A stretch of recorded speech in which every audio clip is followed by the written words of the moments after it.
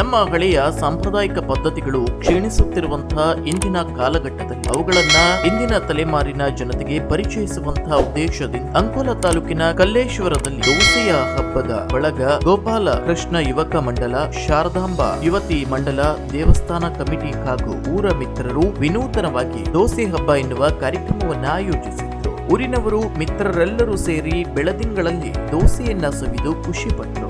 Mostly ಎಲ್ಲರಿಗೂ ನಮ್ಗೆ ಆಗಾಗ ಈಗ ಸೇರಿದ್ರೆ ಬೇಜಾರು ಬರುತ್ತೆ ಅಂತ ಹೇಳಿ ದೋಸೆ ಹಬ್ಬವನ್ನ ಆಯೋಜಿಸಿದ್ದಾರೆ.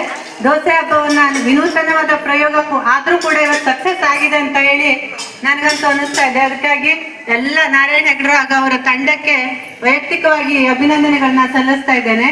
ಅದೇ ರೀತಿ ವಿವಿಧ ಬಗೆಯ ಮಸಾಲಾ ದೋಸೆ, ಸೆಟ್ ದೋಸೆ, ಬಾಜಿ, ಚಟ್ನಿ, ಬೆಲ್ಲ, ತುಪ್ಪ ಹಾಗೂ ಮಕರ ತಿಂಗಳ ವಿಶೇಷ ಖಾದ್ಯವಾದ ಮಣ್ಣಿಯನ್ನ ಮಹಿಳಾ ಮಂಡಲದವರು ರವೆ ತುಪ್ಪದ ಜೊತೆಗೆ ಬಡಿಸಿದ್ರು. ಬೆಳದಿಂಗಳ ಕಾರ್ಯಕ್ರಮ ನೆರವೇರಿಸಿದ ಖುಷಿಗೆ ಕಾರಣವಾಯಿತು.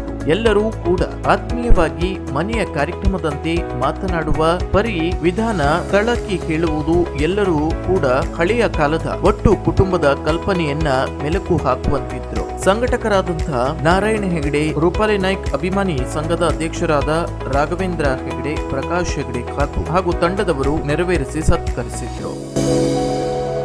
Koojalli times news, Ankola. ಕುತೂಹಲಕಾರಿ ಮಾಹಿತಿಗಾಗಿ ಕೂಜಳ್ಳಿ ಟೈಮ್ಸ್ ಚಾನೆಲ್ಗೆ ಸಬ್ಸ್ಕ್ರೈಬ್ ಆಗಿ, ಪಕ್ಕದಲ್ಲಿರುವ ಬೆಲ್ ಐಕಾನ್ ಅನ್ನು ಪ್ರೆಸ್ ಮಾಡಿ.